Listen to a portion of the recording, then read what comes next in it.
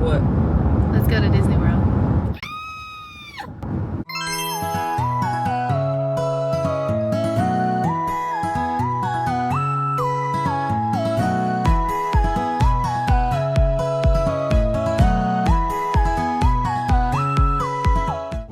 This is actually day 3 of the road trip to Disney World.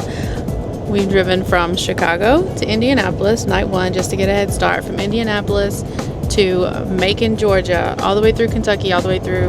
We actually drove through Lexington, Kentucky, and then through Knoxville, and then down to Chattanooga. It's the most beautiful drive you've ever seen. All through the mountains. Some of it was dark, but we got the gist. We started a new tradition yesterday, and we stopped at Cheesecake Factory. I think we had been there one time prior, but we really liked it. We had a great conversation with the bartender. We love the food. This is me talking to her about books. We really had a lot of fun. We didn't even care that we still had 5.5 hours to drive after dinner. But road trips are all about the journey, right? So we just flow with it. We just made our one stop at Buc-ee's. That's the 3rd Buc-ee's on this trip. She might like Buc-ee's more than Disney, actually. But we have about a 5.5 hour drive, and we have reservations tonight. We're staying at the Swan Reserve for the first time for one night, and we have reservations at Flying Fish. So we're really booking it because obviously we left late. Who would we be if we weren't late? Whose fault is that?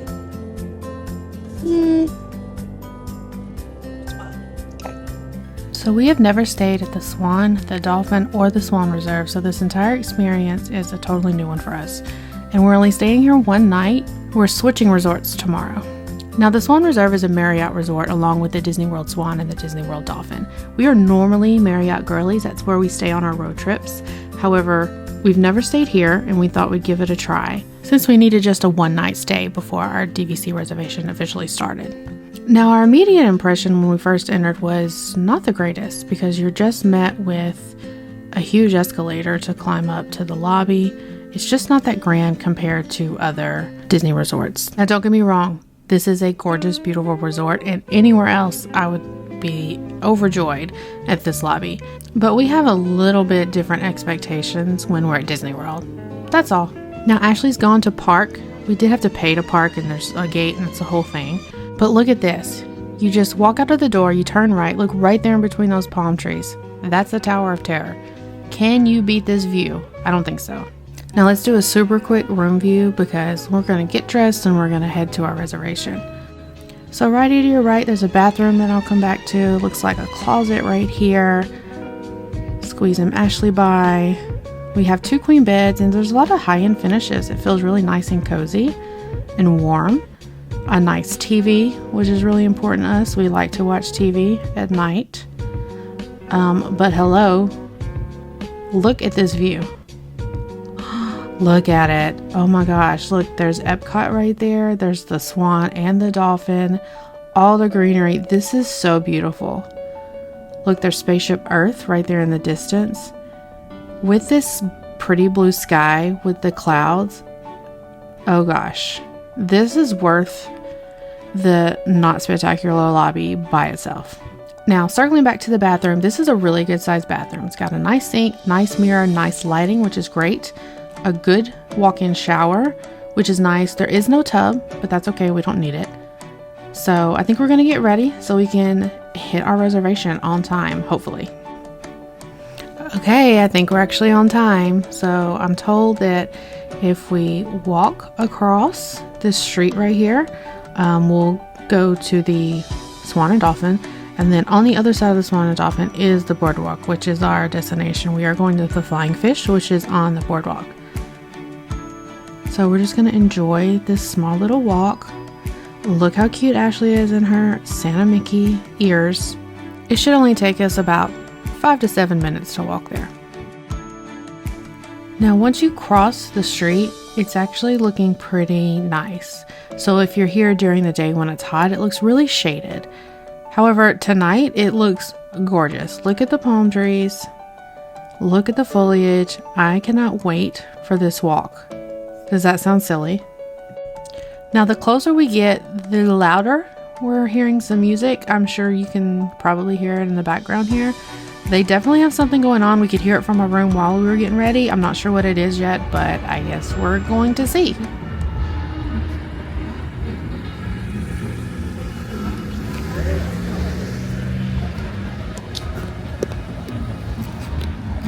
They're having a party over here. Yeah, they are. Hi, editing Megan here. I had to switch to voiceover because this was so loud. Also, tons of copyright music. But I had to ask a security guard what was going on. And this is the Swan and Dolphin's answer to Food and Wine. It's a ticketed event that you come to. It's open to the public. Honestly, it's a lot of fun. We just walked through there, and even just a few minutes walking through there, we kind of had a blast. Even though we did not have a wristband and we were not attending the actual event and we didn't stop to eat. But just right around the corner, you just turn into quiet boardwalk. It was kind of a fun experience. Okay, back to Live Megan in November at the boardwalk.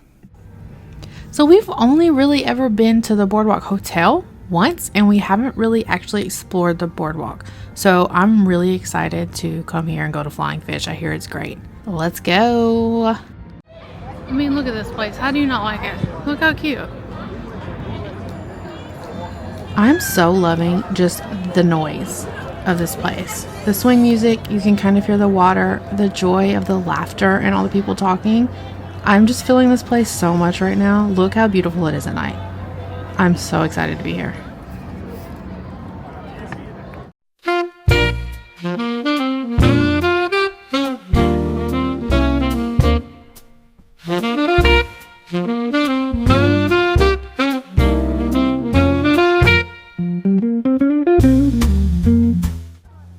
And it's our first time here. I'm so excited. I've been seeing so many amazing things about it. It's kind of been on our Disney bucket list for a while.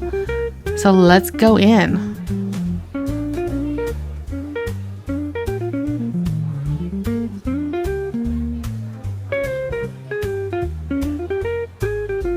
Immediately, I'm loving the decor. It feels nice and elevated, but still casual enough to be comfortable at a theme park.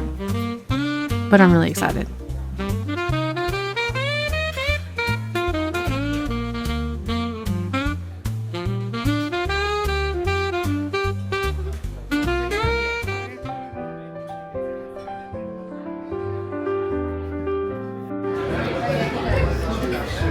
The background noise here is kind of rough, so we'll do our best. What's your review? Score. I'm deciding on the butter. The bread is good. But the butter... What don't you like about the butter? You don't like the herbs? Yeah, maybe. Yeah. I don't know.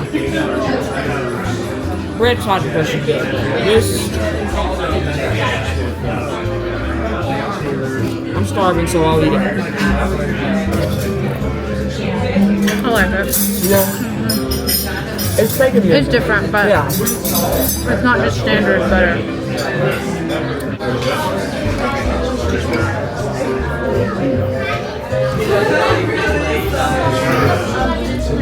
It's good. It's good. Okay, my appetizer is the pork belly, and I'm super excited for this. I give it an 8. Ashley's entree is the steak that everyone keeps raving about. For my entree, I chose the scallops because I really wanted to try the seafood here, although I'm still going to have a couple bites of Ashley's steak.